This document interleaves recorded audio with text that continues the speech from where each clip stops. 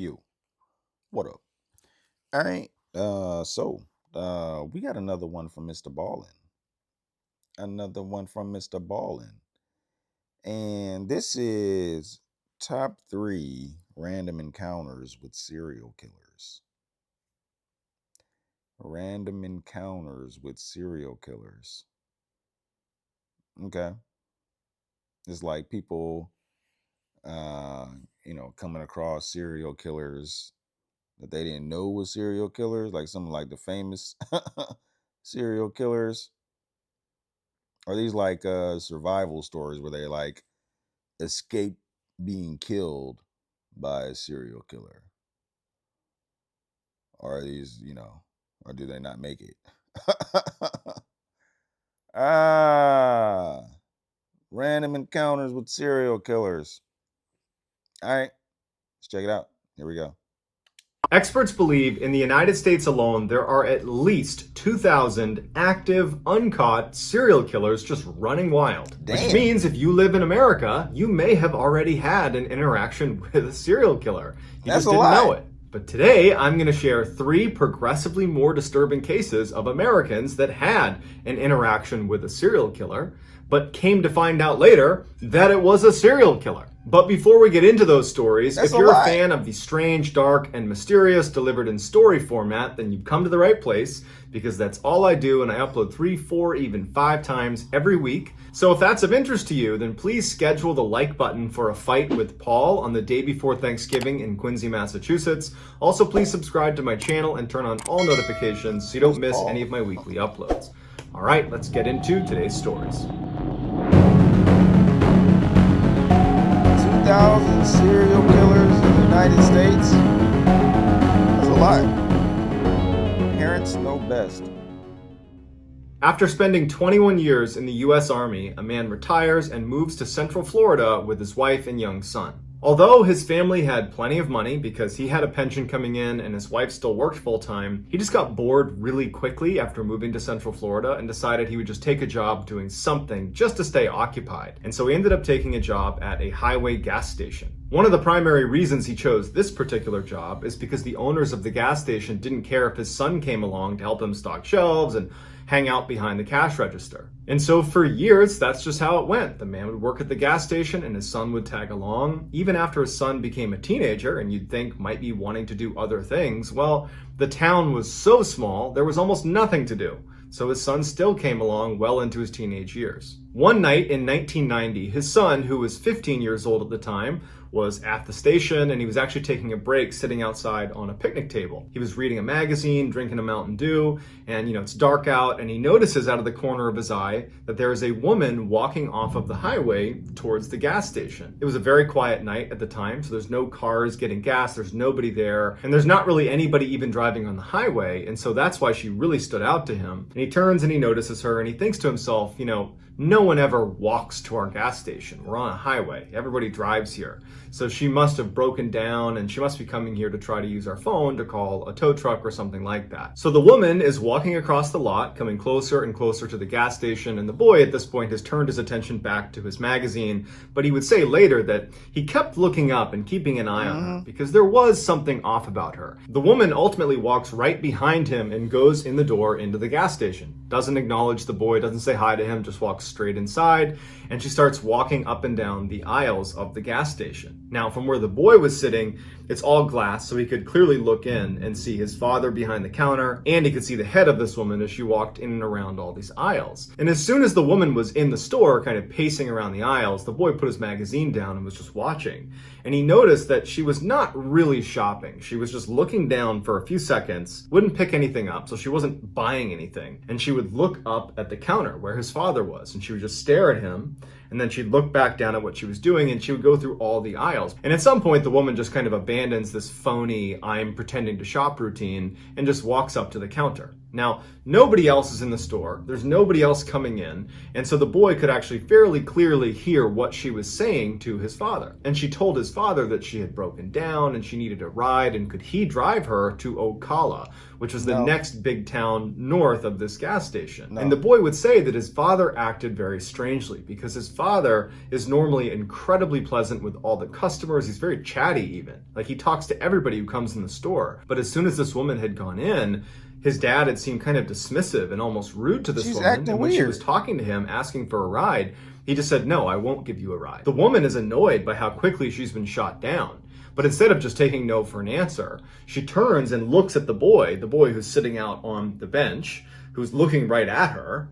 And she points at the boy and she says, "What about him? Is he your son? Can he give me a ride?" No. The boy notices that his father, who's not within her eyesight, is looking at his son going, "No."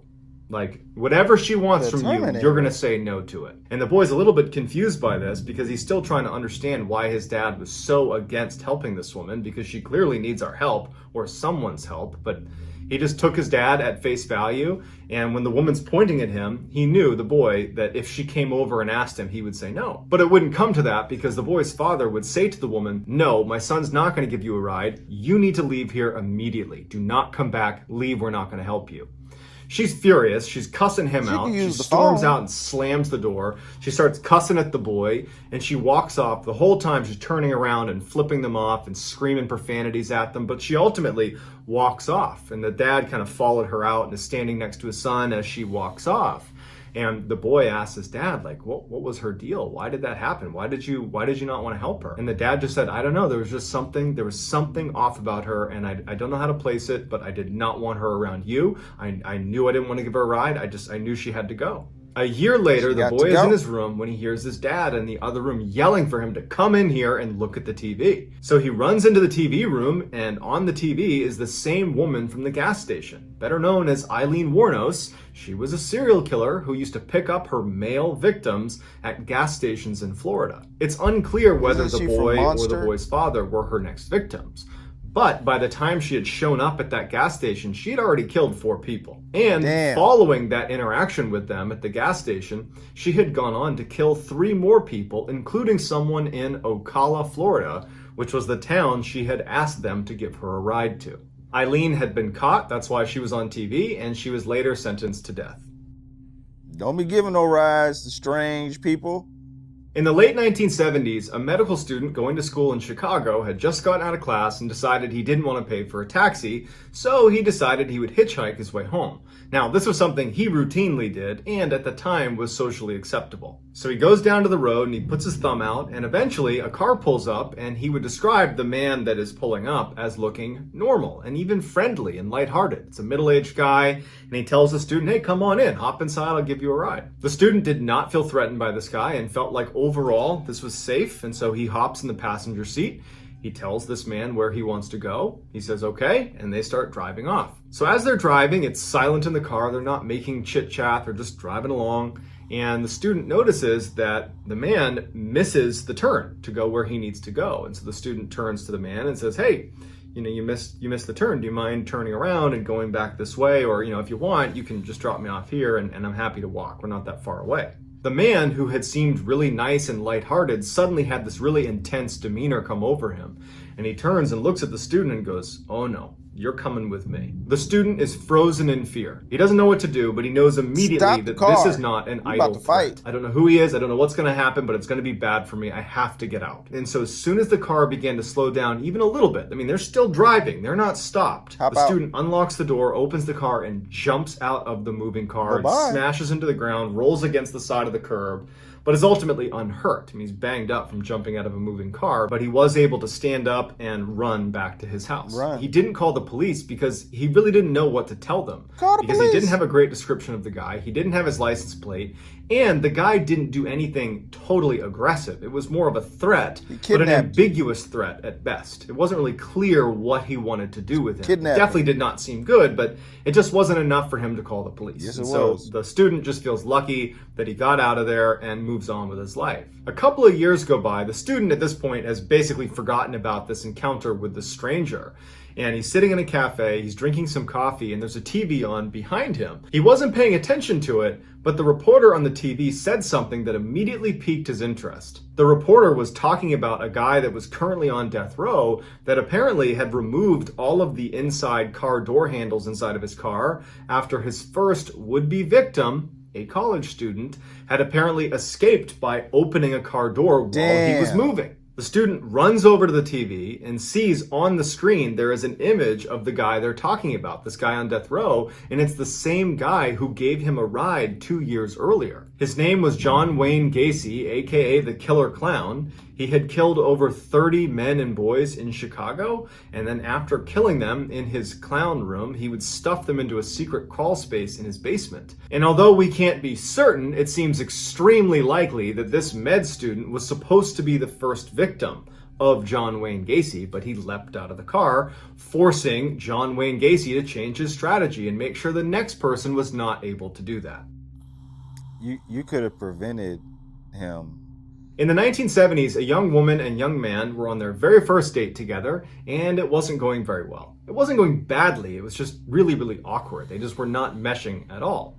And so as they're getting ready to leave and retire for the night, the guy is thinking to himself, I have nothing to lose here. We're probably not going to go on a second date.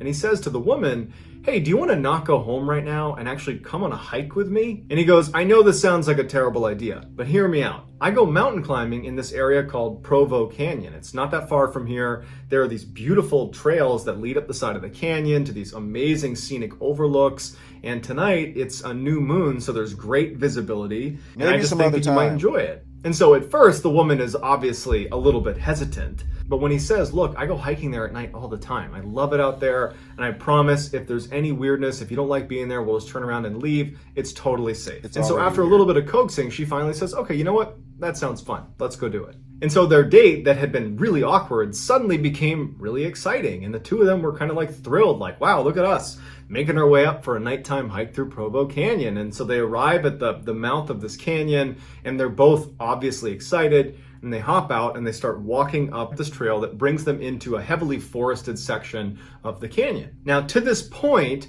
the guy felt like this was a really great idea. He really had gone hiking here a bunch, and he really did know the area well. But as the trail brought them into the forested area, the guy remembers feeling this overwhelming sense of dread. He didn't know why. It was just like an overwhelming sense of anxiety that something bad was going to happen to them. But he had worked so hard to convince his date to come with him, and had convinced her it was safe, that he's not about to let on to her that there was anything wrong with what they were doing. And so he put on, his strong face and just kind of suppressed it and just kept on walking and, holding her hand tight, and they just continued their walk. But his sense of dread would just build and build to the point where he was really on edge. And what he didn't know, but would find out later, is that his date, the woman, she also had this horrible sense of dread as soon as they went into the forest. Go home. She didn't want to tell him because she didn't want to seem like a party pooper, because he seemed really excited about it. At some point, as they're walking down this path, the man steps on something that felt soft. He didn't know what it was, but it caused him to freeze immediately, and he's holding her hand. He kind of jerks her to get her to stop, and before he can even look down and see what he's standing on, he hears rustling coming from the bushes just off the trail. She hears it too, and both of them, without saying a word to each other, because again, you got to remember, they're both really stressed. They haven't let on to the other how stressed they are, but they're both basically ready to leave. And so the two of them turn around and they hightail it out of there. He has no idea what he stepped on. They don't know what they heard in the bushes, but they don't care. The anxiety was so high, they just wanted to leave. Years later, that man and woman who had this very strange date would actually be married. And they'd be sitting down watching TV together, and they're flipping through the channels, and they land on an interview with a death row inmate. And the interviewer is asking the inmate, was there ever a time that you were almost caught red-handed? And the guy being interviewed says, yes, one time. I was in the forest up in Provo Canyon one night, and a young couple came walking up the trail. I didn't see them, so I only had a chance to jump into the bushes right next to the trail, and the guy actually stepped on the body of a girl I had just killed. But for some reason, he didn't look down and see what he was standing on, and the two of them didn't notice me just a few feet away from them. They just turned around and walked away. Turns out that young couple had run into one of the worst serial killers of all time, Ted Bundy. Before Bundy was executed, he confessed to over 30 murders, but many people believe the true number of victims is much, much, much higher. So that's going to do it, guys. Let me know what you thought of these three stories in the comments section, and let me know how you. Mm. Mm. He could have. They're lucky. They could have been a couple more victims on Ted Bundy's list. Man, it's probably a good thing they didn't. I mean, I don't know. Like maybe if he looked down, saw a body, he would have told the police. Then the police would have came back. But then if he would have looked down, saw the body, he may have tried to investigate more, and Ted Bundy would have came out the bushes and hit him with a, whatever weapon Ted Bundy had. It's probably a good thing they immediately ran. They just started running. Uh, I mean, but how many more victims did Ted Bundy have after that girl in the woods? After, he the other dude stepped on her. Could they have prevented, more victims if they would have done something? I don't know. Like I said, it's probably more likely they would have became a victim, two more victims if they would have tried to do something. you know, because they didn't know what they stepped on. They didn't know who was in the bushes. They didn't know what was going on. They were scared before they even came across Ted Bundy and the body. They was already on edge. They could have heard anything and they probably would have took off running. Man, Ted Bundy. My God. Yeah, these serial killers. There was a second story. Gacy, the clown killer. Oh my God. The name is familiar, but I'm not that familiar with the story. I don't know if I want to dive into the story, but I mean, he lured. It sounds like he lured, men and young men into his car, and then once they entered his car, they were trapped because the door handles he took off. They weren't able to get out. He probably locked the windows. They weren't able to get out the windows. He probably had a weapon. You know what I'm saying? Once they got in the car, they were trapped. And he learned from his first attempt, or from the first guy that escaped. He's like, you know what? I'm not letting that happen again. I'm taking off the door handles. Jesus. Report that shit, dude. He tried that was kidnapping. I mean, shit, you ask for I mean, come on. Come on. I think he was a hitchhiker. First of all, like that's you gonna run into some fishy people when you hitchhiking. I mean, come on.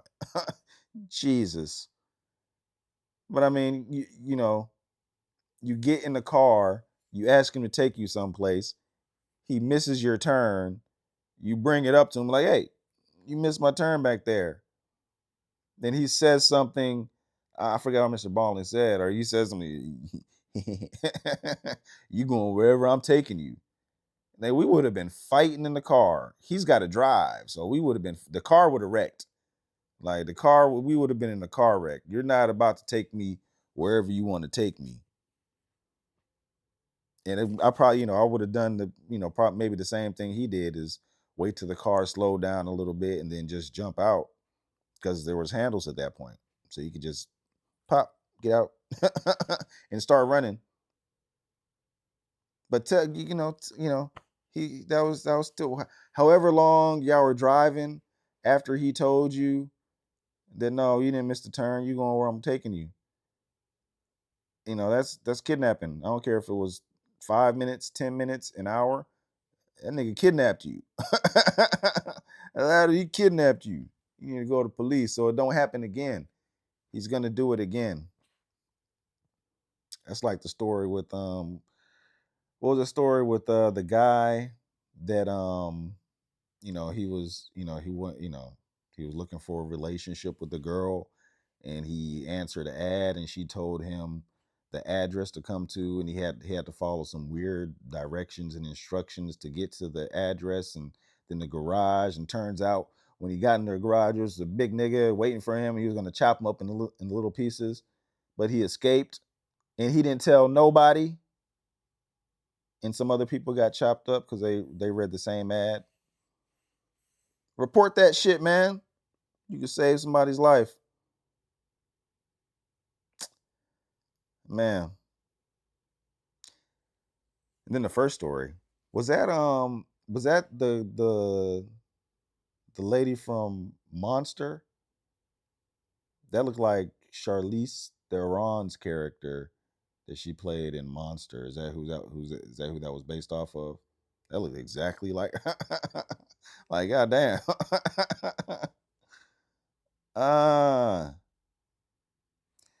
that was the good job, Dad. You know what I'm saying? I mean, I mean, what do you? She's walking. I mean, she's walking from. It seems like out of from nowhere, from out of the darkness, to the gas station. Just weird. She's walking down the aisles, not looking at anything, not shopping, just looking weird. I don't care if she looked normal. I'm not giving you a ride in the middle of the night. Here's the phone. You can use the phone. I'm not about to give you a ride. The first thing you ask me for is a ride. Here's a phone. You can call a tow truck. You can call a ride. You can call family to help you. You can call help, whatever you need. Like, but I'm not giving you a ride. And my 15-year-old son is not giving you a ride either, ma'am. I don't care how mad you get. Mm, because I'm not giving you a ride because you might be a serial killer. And you were a serial killer. I mean, geez.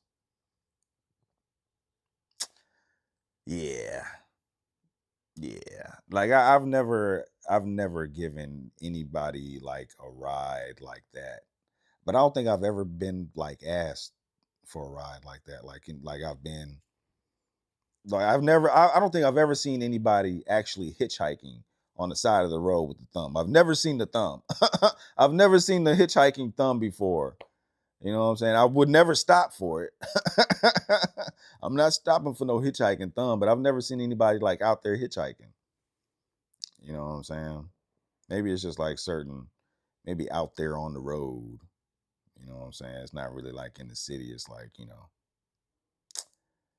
but I would recommend, you know, don't give rides and don't ask for rides.